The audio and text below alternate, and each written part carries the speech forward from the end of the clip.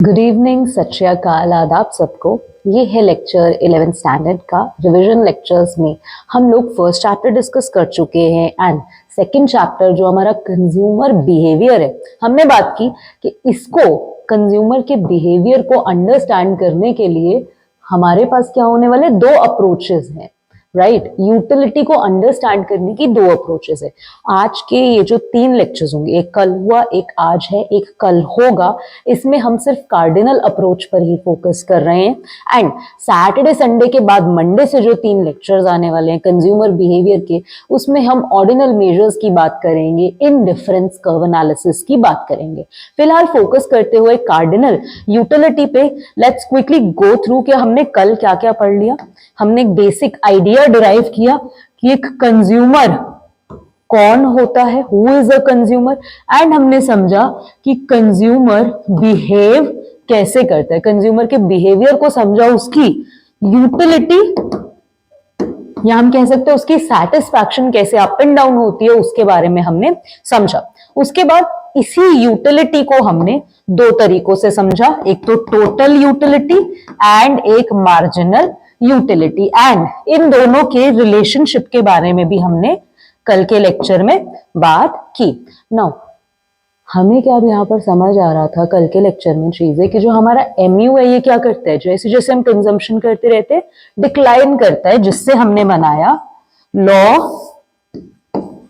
Of diminishing marginal utility. यहां तक हमें कल का लेक्चर बिल्कुल समझ में आ गया, ये सब टॉपिक्स हमने अच्छे तरीके से समझ लिए। तो आज के लेक्चर में हम क्या बात करेंगे, आज के लेक्चर में हम कल के सवाल का जवाब देने की कोशिश करेंगे कि एंड ऑफ द डे मुद्दा क्या था, कि कंज्यूमर कैसे बिहेव करता है उसको समझना, कंज्यूमर कब चीज बाय करेगा, कब चीज बाय नहीं करेगा। आप लोग क्या बोल रहे थे कि जब तक उसे कुछ ना कुछ सेटिस्फैक्शन मिल रहा है तब तक वो क्या करेगा, कंजम्पशन करेगा। यानी कि अगर मैं यहाँ पे लिख लू यूनिट्स 1 2 3 4 5 6 7, मार्जिनल यूटिलिटी 10 8 6 4 2 0 -2, कुछ ना कुछ टोटल यूटिलिटी 10 18 30, कितना हो गया हमारे पास, ये 24 हो गया, 24 देन 28 देन 30 एंड 20। अब इस स्केड्यूल को ध्यान से देखो, आप लोग कल की नॉलेज लेकर, कल जितनी हमने बात की है वहां तक पढ़कर हम सबके मन में ख्याल आया कि एक कंज्यूमर यहां तक कंजम्पशन करता रहेगा या फिर यहां तक जहां पर उसे कुछ ना कुछ सेटिस्फैक्शन मिल रही है वहां तक वो कंजम्पशन करता रहेगा। लेकिन कंज्यूमर कंजम्पशन करना कब रोकेगा उसका जवाब आप ये देखकर नहीं दोगे, आपको समझना पड़ेगा कि कंज्यूमर कंजम्पशन करना रोकेगा जब वो अपने इक्विलिब्रियम पे पहुंचेगा। कहां पहुंचेगा, कंज्यूमर अपने इक्विलिब्रियम पे पहुंचेगा। इक्विलिब्रियम क्या होता है, इक्विलिब्रियम आप हर सेक्टर का पढ़ोगे, प्रोड्यूसर का भी पढ़ोगे, कंज्यूमर का भी पढ़ोगे, मार्केट का भी पढ़ोगे। इक्विलिब्रियम शब्द का मतलब अच्छे से समझ लो, ऐसा पॉइंट जहां पर जो भी पार्टी है, जो भी उसकी नीड है वो मैक्सिमाइज हो रही है। क्या मतलब है कि अगर मैं एक कंज्यूमर हूं, मुझे अपनी कंजम्पशन की एक्टिविटी से सेटिस्फैक्शन चाहिए, जहां मेरा सेटिस्फैक्शन मैक्सिमम हो गया वो मेरे लिए इक्विलिब्रियम है। एक प्रोड्यूसर के लिए वो प्रोड्यूसिंग की एक्टिविटीज क्यों कर रहा है, प्रॉफिट कमाने के लिए। जिस पॉइंट पे उसका प्रॉफिट मैक्सिमम हो गया वो उसके लिए क्या होगा, इक्विलिब्रियम का पॉइंट होगा। यहां पर मतलब कहने का मतलब क्या है कि जिस भी इकोनॉमिक एजेंट की बात हो रही है, चाहे कंज्यूमर है चाहे प्रोड्यूसर है, जो भी इकोनॉमिक एक्टिविटी वो कंडक्ट कर रहा है, जैसे कि कंज्यूमर क्या करेगा, कंजम्पशन करेगा, उस एक्टिविटी को परफॉर्म करते करते जो भी चीज उसको मिल रही है, कंज्यूमर को मिल रही है सेटिस्फैक्शन, यूटिलिटी, जिस पॉइंट पर वो मैक्सिमम हो जाती है उस पॉइंट पर वो कंजम्पशन करना रोक देगा। अब आप बोलोगे कि हाँ ठीक तो है, यहीं पर मैक्सिमम तो हो रही है, यहीं पर रोकेगा ना कंजम्पशन, लेकिन ऐसा नहीं होगा क्योंकि कंजम्पशन कभी वन साइडेड नहीं होगी। आपने ऐसा नहीं कि बस कंज्यूम कर लिया, आपको बदले में क्या करना पड़ता है, कुछ ना कुछ देना भी पड़ता है। यानी कि जब भी आप एक टॉफी, चॉकलेट, चिप्स का पैकेट खरीद रहे हो, साथ में पैसा जाता भी तो है। यानी कि आपकी जब भी आप चेक करोगे कि मैं कंजम्पशन कहाँ तक करूंगा, आपको दोनों पलड़ों को क्या करना पड़ेगा, वे करना पड़ेगा। आप सोचोगे जो चीज मुझे मिल रही है एंड जो चीज मैं दे रहा हूं, मुझे ज्यादा किसकी जरूरत है। फॉर एग्जाम्पल, एक छोटे से एग्जाम्पल से समझ लेते हैं। मान लो दो लड़के हैं, दो बच्चे हैं, एक के पास तो लैम्बो कार का टॉय है, टॉय कार है लैम्बो कंपनी की, एंड एक के पास क्या है, मान लेते हैं मारुति 800 की टॉय कार है। अब इन दोनों बच्चों ने क्या सोचा कि चलो क्यों ना हम क्या करें, अपनी कार्स को एक्सचेंज करें। तो ये बच्चा अपनी मारुति 800 लेके आ गया एंड ये वाला बच्चा अपनी लैम्बो लेकर आ गया। अब ये बच्चा क्या सोच रहा है कि मेरे हाथ से जाएगा क्या, लैम्बो, मेरे को मिलेगा क्या, मारुति। तो सोचेगा यार लैम्बो देके मारुति कौन लेगा। आप भी तो ऐसे ही सोचोगे ना कि लैम्बो देके मारुति कौन लेगा। यानी कि इसका क्या मतलब है कि लैम्बो हायर सैटिस्फैक्शन दे रही है, इसीलिए वो लैम्बो उसको नहीं देगा। लेकिन मान लो इसके पास मारुति 800 की जगह होती फरारी, फिर ये क्या सोच सकते यार ठीक है लैम्बो दे रहा हूं लेकिन फरारी मिल भी तो रही है।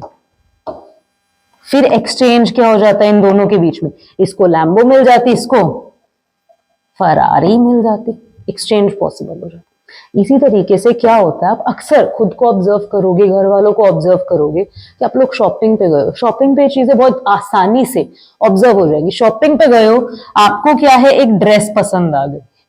अब इस ड्रेस का प्राइस है रुपीस इतना, ठीक है। आपकी मम्मी को आपने बोला मुझे ये ड्रेस पसंद है, मुझे ये ड्रेस दिला दो। आपकी मम्मी बोल रही है यार ये ड्रेस की क्वालिटी देख के ना, मटेरियल देख के इतने रुपए की ड्रेस लग रही है, लिखा इस पे इतना हुआ है, अच्छी नहीं, और देखेंगे और देखेंगे। क्या मतलब है कि मनी यहां पर आपको ज्यादा सेटिस्फाई कर रही है एंड चीज उतना सेटिस्फैक्शन नहीं कर रही। जब भी आप परचेज कर लेते हो, मान लो इसका प्राइस हम चेंज कर देते हैं, इसका प्राइस हमने कितना कर दिया, 800 रुपए। आपकी मम्मी ने देखा 800 रुपए की ड्रेस है, आपने मांगी, और उनको भी लग रहा है कि यार 800 रुपए की ड्रेस तो ये लग रही है देखने में। उन्होंने बोला ठीक है हम ये परचेज क्या कर लेते। यानी कि जब भी आपकी मनी से मिलने वाला सेटिस्फैक्शन और चीज से मिलने वाला सेटिस्फैक्शन बराबर है, तब तक आप कंजम्पशन करोगे। मान लो आपकी मम्मी को देख के लगे कि यार ड्रेस तो ये देखने में ऐसे लग रही है जैसे क्या हो, वापस ले आते हैं इसे, 1800 की, सॉरी देखने में तो कितनी लग रही है कि ड्रेस 1800 की है, लेकिन इस पे प्राइस टैग लगा हुआ है 800 रुपए का। इसका मतलब क्या है कि मम्मी को 1800 की लग रही है, मतलब मम्मी 1800 रुपए इस ड्रेस के लिए देने के लिए तैयार है, लेकिन ड्रेस है कितने की, 800 रुपए की। यानी मम्मी यहां पर भी परचेज क्या कर लेगी, ले लेगी। मम्मी को लगेगा यार तो बड़ा सस्ता ही मिल रहा है आज तो सामान, ले लो फटाफट से इसको। यानी कि देखो आपने 3 सिचुएशंस की हमने बात की, यानी कि ये आपकी मनी है एंड ये प्राइस है मान लेते हैं, हाँ या ना। मनी है 800 रुपीज आपके पास, प्राइस है 1000 रुपीज। अब इसका मतलब ये नहीं है कि आपके पास पैसा कम है, इसका मतलब है कि आप उस पर्टिकुलर ड्रेस के लिए इतना पैसा खर्च करने को तैयार हो। प्राइस टैग इतना लगा हुआ है, खर्चा नहीं करोगे। अगर आपके पास मनी, आपको ड्रेस देखने की 1000 रुपए की लग रही है, ड्रेस पे प्राइस टैग लगा हुआ है 700 रुपए का, फटाफट से खरीद लोगे। अगर आपको ड्रेस देखने में लग रही है 8000 रुपए की एंड ड्रेस का कॉस्ट है 10,000 रुपए, तब आप कंजम्पशन नहीं करोगे, कंजम्पशन नहीं करोगे, कंजम्पशन करोगे। अगर लग भी 1000 रुपए की रही है, कॉस्ट भी 1000 रुपए, तब आप कंजम्पशन कर लोगे। हो सकता है ये हमें कंफ्यूजिंग लगे, तो आपकी बुक इसको क्या करती है, इसी सारे कॉन्सेप्ट को आपके लिए सिंपली लिख देती है कि एक कंज्यूमर इक्विलिब्रियम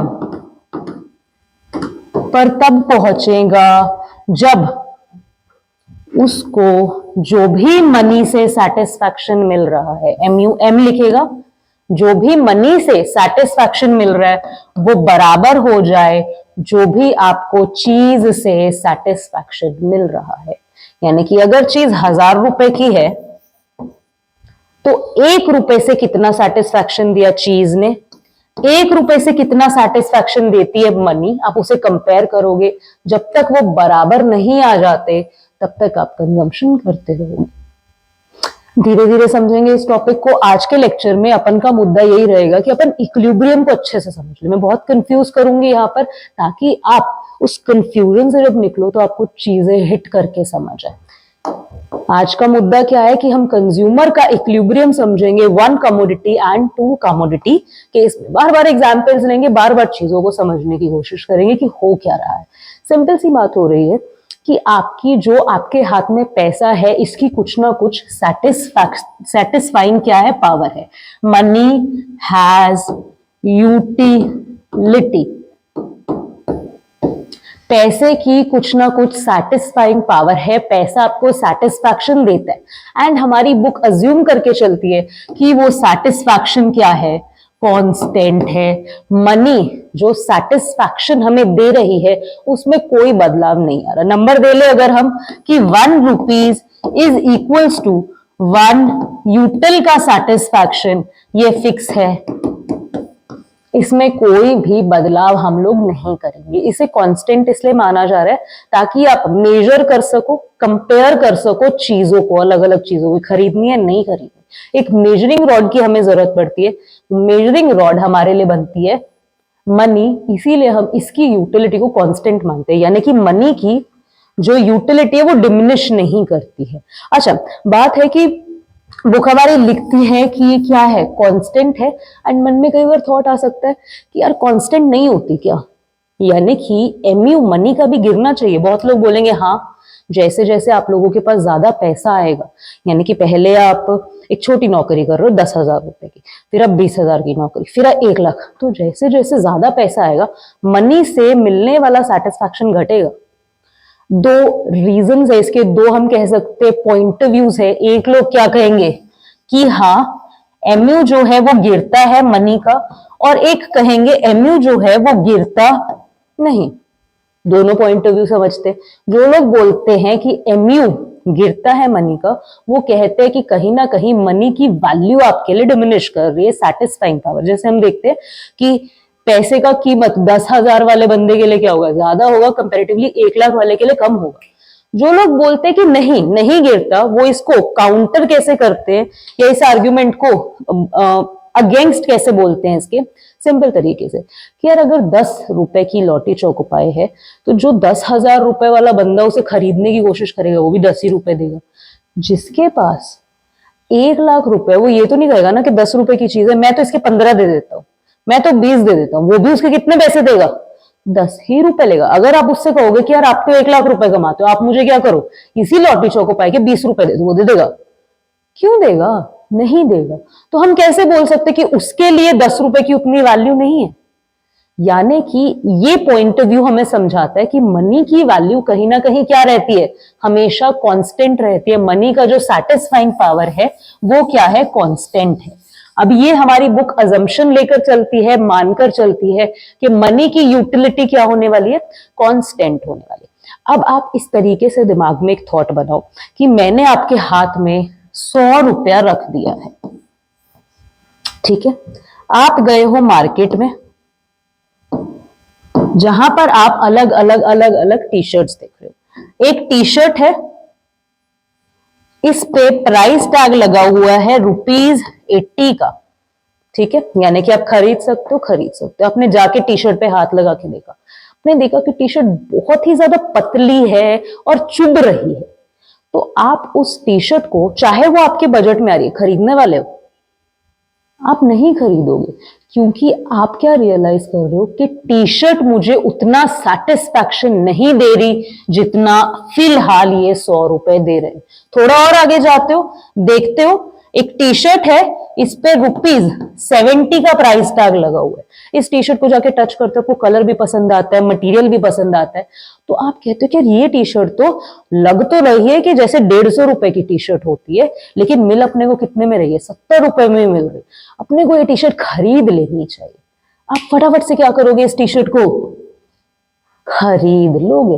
फिर आप थोड़ा और आगे चलते हो, आपको एक कैप दिखती है जिसपे ₹30 का प्राइस टैग लगा हुआ है। आप देखते हो कि यार ये कैप देखने में तो ऐसा लग रहा है जैसे ₹30 वाली कैप होती है, बढ़िया है, अपने धूप से भी बचेंगे। आप क्या करोगे, इसे भी खरीद लोगे। आपने कौन सी चीज खरीदी, कौन सी चीज नहीं खरीदी, इस पे गौर फरमाओ। आप एक कंज्यूमर हो, अपने बिहेवियर को समझने की कोशिश करो। चैप्टर्स को हम लोग फॉर्मूलाज के साथ, इंग्लिश लाइंस के साथ रट्टा मार सकते हैं, लेकिन अगर बात समझ आ जाए 2 मिनट लगा के तो दिक्कत क्या है, समझ लो ना बात क्या हुई। आपने ये टी शर्ट क्यों नहीं खरीदी, ये भी तो आपके बजट में थी, इसीलिए नहीं खरीदी क्योंकि ये सेटिस्फैक्शन उतना प्रोवाइड नहीं कर रही थी जितना आपका पैसा आपको सेटिस्फैक्शन दे रहा था। इस टी शर्ट को आपने खरीदा क्योंकि ये आपको ज्यादा सेटिस्फैक्शन दे रहा था आपके पैसे से। इस कैप को आपने खरीदा क्योंकि जितना सेटिस्फैक्शन आपको अपने पैसे से मिल रहा था उतना ही टोपी से भी मिल रहा है। यानी कि हमें सेटिस्फैक्शन के अगर किसी तरीके से नंबर्स पता लग जाए तो हम क्या करेंगे, बता पाएंगे कि कंज्यूमर परचेज करेगा, नहीं करेगा, कब तक करेगा। इसी को बेस करके हमारे को इक्विलिब्रियम कैलकुलेट करने के लिए 2 तरीके सिखाए गए हैं, 1 commodity case and 2 commodity case. 1 commodity case में बात हो रही है कि आप कंजम्पशन एक ही गुड की कर रहे हो, पहले 0 यूनिट्स खरीदे, 1 2 3 4 5, कुछ भी सेटिस्फैक्शन नहीं मिला, कुछ सेटिस्फैक्शन मिला, कुछ सेटिस्फैक्शन मिला, कुछ मिला, कुछ मिला एंड कुछ मिला। नाउ अगर मैं कह दूं कि ये जो चीज का मैंने यहां पे सेटिस्फैक्शन का स्केड्यूल बनाया है, इस चीज का प्राइस है ₹10, ₹10, ₹10 की आ रही है। यानी कि अगर 1 यूनिट खरीदना है ₹10, 2 यूनिट खरीदना है ₹20, तीसरा यूनिट खरीदना है ₹30, चौथा यूनिट खरीदना है, टोटल ₹40 लग जाएगा। हर यूनिट के लिए मुझे कितना प्राइस देना पड़ेगा, 0 पे तो कुछ भी नहीं है, ₹10, ₹10, ₹10, ₹10 एंड ₹10 देने पड़े। अब मैंने यहां पे साथ में आपको एक और इंफॉर्मेशन दी है कि मेरे लिए MUM is equals to 1 util है, यानी कि ₹1 से मुझे कितना सेटिस्फैक्शन मिलता है, 1 यूटिल का सेटिस्फैक्शन मिलता है। अब मुझे क्या करना है, मुझे मनी का सेटिस्फैक्शन और इसका सेटिस्फैक्शन कंपेयर करने का। नाउ आप कहोगे कि 1 यूटिल का सेटिस्फैक्शन दे रही है मनी, हाँ या ना, यानी कि MUM को हम MUX के साथ कंपेयर कर डाले, हाँ या ना। आप कहोगे 1 यूटिल, हाँ या ना, यहां पर मिल रहे 10 यूटिल्स, सॉरी इसको छोड़ दो, 10 यूटिल्स 8 यूटिल्स सारे के सारे हम लोग क्या कर लेंगे, कंज्यूम कर लेंगे। सब में तो ज्यादा सेटिस्फैक्शन मिल रहा है मनी से, पर दिमाग लगाओ यहां पर लिखा क्या हुआ है, ₹1 से 1 यूटिल, यहां पे खर्चा कितना हो रहा है, ₹10 का खर्चा हो रहा है। यानी कि अगर हम, या तो देखो इसको चेंज करना पड़ेगा, यहां पर आप क्या निकाल लो कि अगर ₹1 से 1 यूटिल का सेटिस्फैक्शन मिलता है तो ₹10 से कितना मिलेगा, 1 into 10 is equals to 10 utils. या तो ये तरीका है कि MUM ₹10 का निकाल लो, या फिर क्या तरीका है, जो हमारा MUX है ना, इसको PX से डिवाइड कर दो। इससे होगा क्या कि इस सेटिस्फैक्शन को हमने 10 बराबर हिस्सों में बांट दिया। MUX कितना है, पहले यूनिट का 10, प्राइस कितना दे रहे हो, 10, यानी कि मैंने अपने MUX को 10 बराबर हिस्सों में बांटा, जो कि मुझे बताएगा कि ₹1 खर्च करके, यहां पे PX है ना, ₹1 खर्च करके मुझे कितना सेटिस्फैक्शन मिला। पता करें, बताओ, दोनों तरीकों से पता करके देखते हैं। सबसे पहले अगर हमने क्या किया है, MUM निकाल लिया है कि 10 रुपए मुझे कितना सेटिस्फैक्शन देना चाहिए, 10 यूटिल्स का सेटिस्फैक्शन दे रहे हैं पैसा। तो यहां पर 10 रुपए खर्चा करके 10 यूटिल्स का सेटिस्फैक्शन मिल रहा है, कंजम्पशन कर लूंगी। 10 रुपए खर्चा करके 8 का सेटिस्फैक्शन मिल रहा है। मनी कितना सेटिस्फैक्शन दे रही है, 10 का। यहां कितना मिल रहा है, 8 का। कंजम्पशन नहीं होगा, रुक जाएगा यहाँ पे कंजम्पशन। यानी कि अगर मैं कंज्यूमर के इक्विलिब्रियम की बात करूं, फर्स्ट पॉइंट पे ही मेरा कंज्यूमर कंज्यूम करना बंद कर देगा, सिर्फ एक ही यूनिट खरीदेगा। अगर हम दूसरे तरीके से करते, यानी कि MUX अपॉन PX करते, तो मेरे को पता है MUM अपॉन 1, यानी कि 1 रुपया मुझे कितनी सेटिस्फैक्शन दे रहा है, एक यूटिल की। हाँ या ना, इसको कंपेयर करते। MUX पहला उठाओ 10, PX उठाओ पहला 10, कितना आ गया 1 अपॉन 1, मैच हो गया। ये इक्विलिब्रियम पॉइंट है। आप इसके आगे आपको देखने की जरूरत नहीं, देख लो। आगे भी देखना चाहते हो तो 8 उठाओगे, MUX, PX कितना है 10, 0.8 आ गया। ये छोटा है मनी से मिलने वाली सेटिस्फैक्शन से, कंजम्पशन नहीं। किसको कुछ कुछ बात समझ में आ रही है? बात हो क्या रही है, डिवीजन समझ लो, सारी बात समझ में आ जाएगी। फॉर्मूला क्या है, MUM is equals to MUX upon PX, और या फिर इसी को कैसे लिख सकती हूँ, MUM into PX is equals to MUX। ये क्या है, कंज्यूमर का इक्विलिब्रियम पॉइंट है। कैसे, क्या मतलब है, आप कंपेयर कर रहे हो कि अगर मुझे शर्ट 70 रुपए की लग रही है तो क्या मैं उसके लिए 70 ही रुपए दे रहा हूं। अगर आपको लग रहा है कि 70 रुपए की लग रही है, 70 रुपीज की लग रही है, पर देना 80 पड़ रहा है, आप नहीं खर्चा करोगे। अगर आपको लग रहा है 70 रुपए की लग रही है लेकिन 50 में मिल रहा है, फटाफट ले लोगे, आप एक और यूनिट कंज्यूम करने की कोशिश करोगे। आप तब तक कंजम्पशन करते जाओगे, तब तक आप अपने इक्विलिब्रियम पे नहीं पहुंचोगे, जब तक आप क्या हो जाती है, आपकी मनी से मिलने वाली सेटिस्फैक्शन और चीज से मिलने वाली सेटिस्फैक्शन बराबर नहीं हो जाती। तो हम डायरेक्टली ये इतना फॉर्मूला लिखने की जगह सीधा ऐसे क्यों नहीं लिख देते, MUM is equals to MUX। PX को क्यों डाला गया, क्योंकि जो MUM है ना, ये अपॉन 1 है। यानी कि MUM जब भी आपको दिया हुआ है वो इस तरीके से दिया हुआ है कि 1 रुपए से इतना सेटिस्फैक्शन मिलता है। तो अगर आप सीधा MUX से कंपेयर करोगे, जो कि 10 रुपए खर्चा करके आपको सेटिस्फैक्शन मिल रहा है, तो वो कंपैरिजन गलत हो जाएगा ना।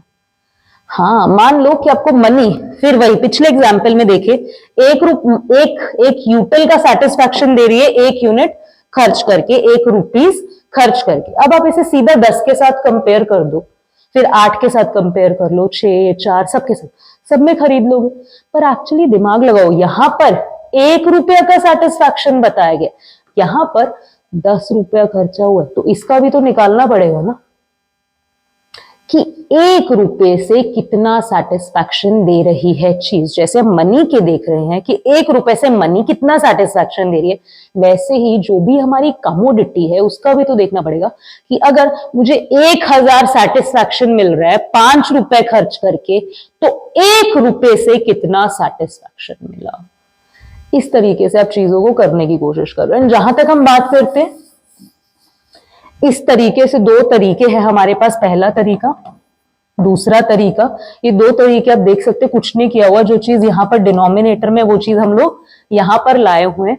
इन दोनों में बेसिक डिफरेंस क्या है, यहां पर हमने निकाल लिया है कि 1 रुपए से कमोडिटी कितनी यूटिलिटी दे रही है, एंड यहां पर हमने क्या कर लिया है, हमने मनी की यूटिलिटी निकाल ली है, जो भी प्राइस है उससे। यानी कि मान लो अगर प्राइस 10 रुपए है तो मैं 10 रुपीज से मिलने वाला सेटिस्फैक्शन ऑफ मनी निकाल रही हूं।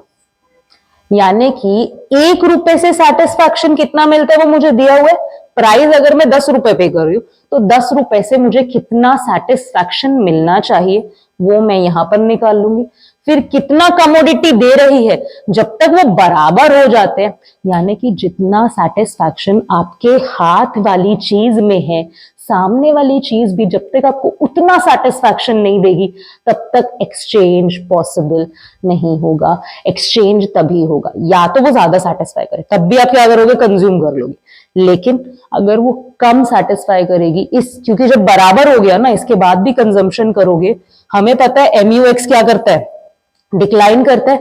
एक और यूनिट अगर MUX का खरीदोगे तो ये घटेगा, यानी कि ऐसा दिखेगा आपका इक्वेशन। अगर हम इसकी बात करें, यहाँ पे हमारे पास PX है, ये आपने एक और लिया, इक्विलिब्रियम के बाद एक और यूनिट क्या कर लिया, खरीद लिया, तो पैसे का सेटिस्फैक्शन ज्यादा होगा, जो चीज है कमोडिटी उससे मिलने वाला सेटिस्फैक्शन कम होगा, फिर आप वहां पर परचेज कंडक्ट नहीं करोगे। इस पॉइंट पर आप नहीं जाओगे, इक्विलिब्रियम पर आप क्या करोगे, रुक जाओगे जब दोनों पक्ष क्या हो गए हैं, बराबर हो गए हैं। अगर हमें वन कमोडिटी केस समझ में आ जाए ना, तो टू कमोडिटी केस में हमें कुछ एक्स्ट्रा नहीं करना। बात समझ लो, वन कमोडिटी केस बार बार हम लोग बात कर रहे हैं, MUM is equals to MUX upon PX। इस बात का मतलब ये है, हम कंपेयर तो मार्जिनल यूटिलिटी को ही करना चाहते हैं, पर यहां पर 1 रुपए की मार्जिनल यूटिलिटी दी हुई है, यहां पर हमें निकालना पड़ेगा कि कमोडिटी पे 1 रुपया खर्च करके कमोडिटी कितना सेटिस्फाई कर रही है। यहां पर 1 रुपया खर्च करके मनी ने कितना सेटिस्फाई किया वो पता लग गया, लेकिन ये वाला जो सेटिस्फैक्शन है ना, 10 रुपए का, 1000 रुपए का, 1 लाख रुपए का, जो भी प्राइस हम पे कर रहे हैं, उसका टोटल सेटिस्फैक्शन हमें यहाँ पर दिया हुआ है। तो हमें निकालना पड़ेगा कि 1 रुपए से कितना सेटिस्फैक्शन मिलेगा। डिवीजन क्या करता है, ब्रेक करता है न्यूमरेटर को उतने बराबर हिस्सों में, जो भी हमारी डिनोमिनेटर की वैल्यू है। किसी भी चीज को डिवाइड करके आपको पता लगता है, अगर डिनोमिनेटर 1 हो तो उसके हिस्से न्यूमरेटर कितना आएगा। मान लेते हैं प्राइस 5 रुपए है किसी चॉकलेट का, जो कि आपको 10 यूटिल्स का सेटिस्फैक्शन देकर जा रही है। जब मैं इसे डिवाइड करती हूँ, मेरे पास आंसर आता है 2। इस 2 का मतलब है कि 1 रुपया खर्चा करके मुझे 2 यूटिल्स का सेटिस्फैक्शन मिला है। किसको बात समझ में आ रही है कि डिवीजन हमें क्या समझाने की कोशिश करती है। वन कमोडिटी केस में ये हमारा क्या होगा, इक्विलिब्रियम का पॉइंट होगा। टू कमोडिटी केस कैसे बनेगा, जब आप एक नहीं बल्कि 2 चीजें हैं कंजम्पशन की पिक्चर में। वन कमोडिटी केस में सिर्फ एक ही गुड के कंजम्पशन के बिहेवियर को चेक किया जा रहा है। टू कमोडिटी केस में क्या होगा, ये पहली कमोडिटी, मनी की सेटिस्फैक्शन तो कांस्टेंट ही रहेगी, इसमें तो कोई बदलाव आएगा नहीं। MUX की जगह MUY सेकेंड गुड आ गई, एंड उसका जो भी प्राइस है वो आ गया। नाउ इक्वेशन 1 एंड इक्वेशन 2 में आप देख रहे हैं, ये दोनों चीजें क्या है, सेम है। याद करो, मैथ्स में एक चीज होती थी, याद होगी काफी हद तक, when A is equals to B and B is equals to C, then A is equals to C। B A के भी इक्वल है, मान लो B 5 है, A के भी इक्वल है, और B 5 है, C के भी इक्वल है। इसका मतलब क्या हो गया, A और C भी क्या है, आपस में इक्वल है। उसी तरीके से जब हमने बोला कि MUM के ये इक्वल है इक्विलिब्रियम पे, सेकेंड गुड भी MUM के इक्वल है अपने इक्विलिब्रियम पे, तो अगर मैं इन दोनों को एक साथ स्टडी कर रही हूं, इक्विलिब्रियम पर पहुंचना चाहती हूं टू कमोडिटी केस में, तो मेरे पास क्या आ जाएगा, MUM is equals to MUX upon PX is equals to MUY upon PY। किसको बात समझ में आ गई, ये मेरा क्या बन जाएगा,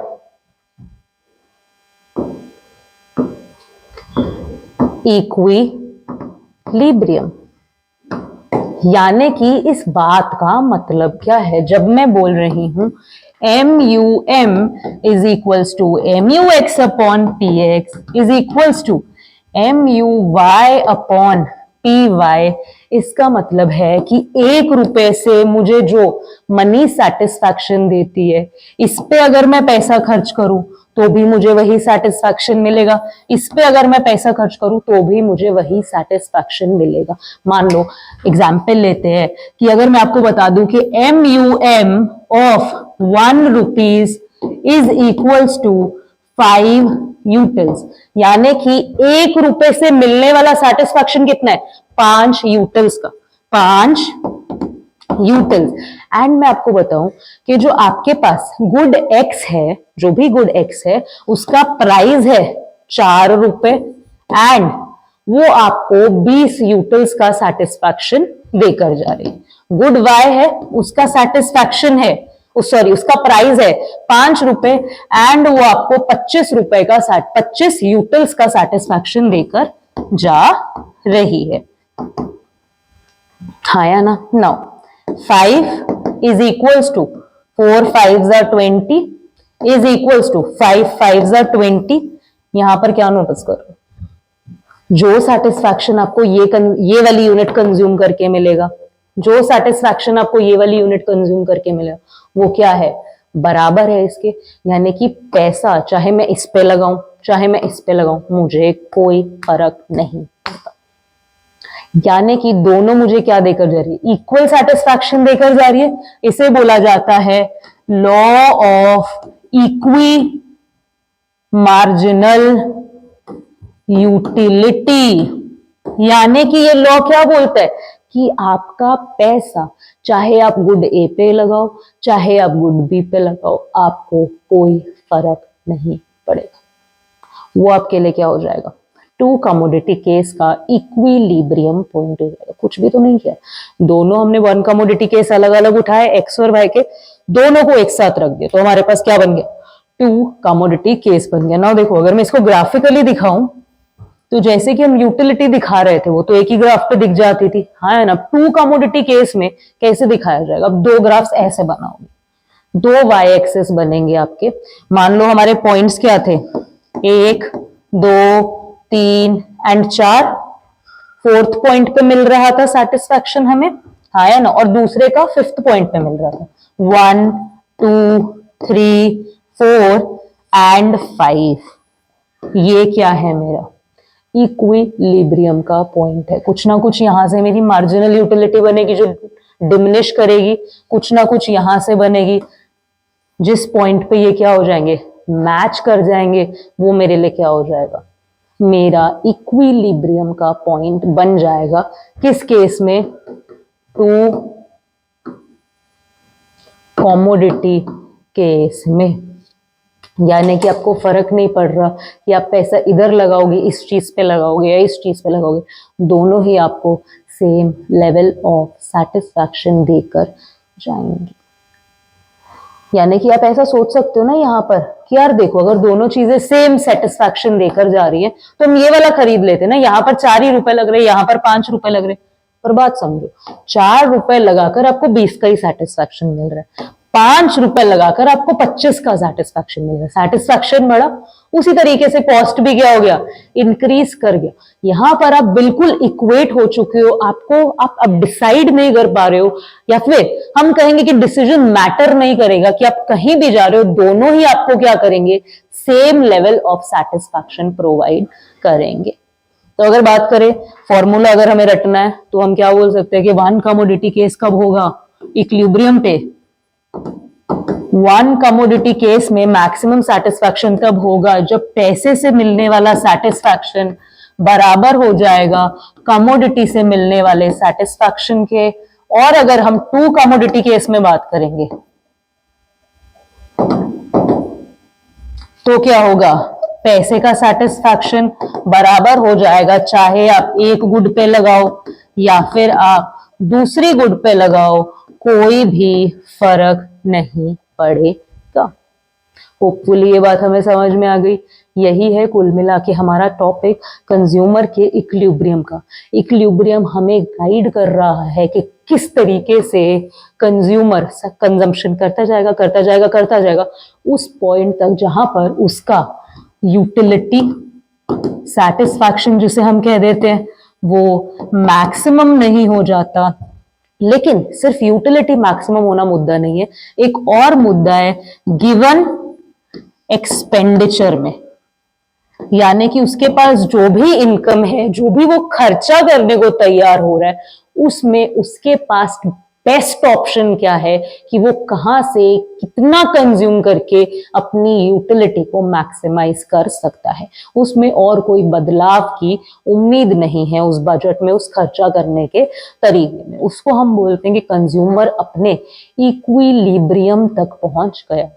तो जो कल का सवाल था कि आप डिसाइड कैसे करोगे कि सेटिस्फैक्शन कब रोकेगा, वो तब रोकेगा अपने पैसे से कंपेयर करके, पैसे को मेजरमेंट के तौर पे यूज करेगा कि यार पैसा जा रहा है, इसकी ये मेरे लिए ज्यादा कीमती है या जो चीज आएगी वो ज्यादा कीमती है। अगर पैसा कम कीमती लगेगा तो खर्चा कर दोगे, चीज ले लोगे। अगर चीज कम कीमती लगेगी तो अपना पैसा अपनी जेब में रख लोगे, वो सामान नहीं खरीदोगे।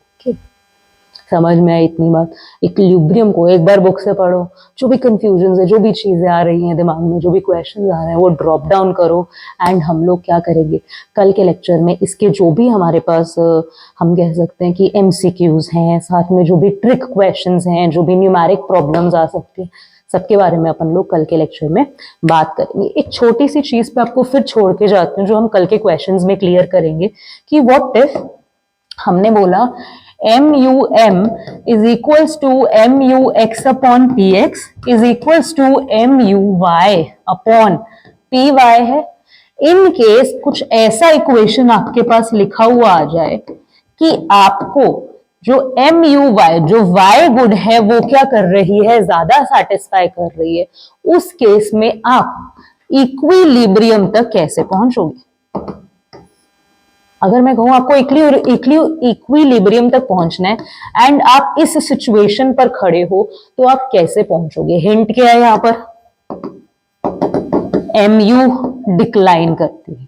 ये उसका यूनिवर्सल बिहेवियर है कि जैसे जैसे ज्यादा यूनिट्स कंज्यूम होते जाते हैं, चीजों से मिलने वाली सेटिस्फैक्शन, मार्जिनल यूटिलिटी क्या करती है हमारी, डिक्लाइन करती है। सोचो।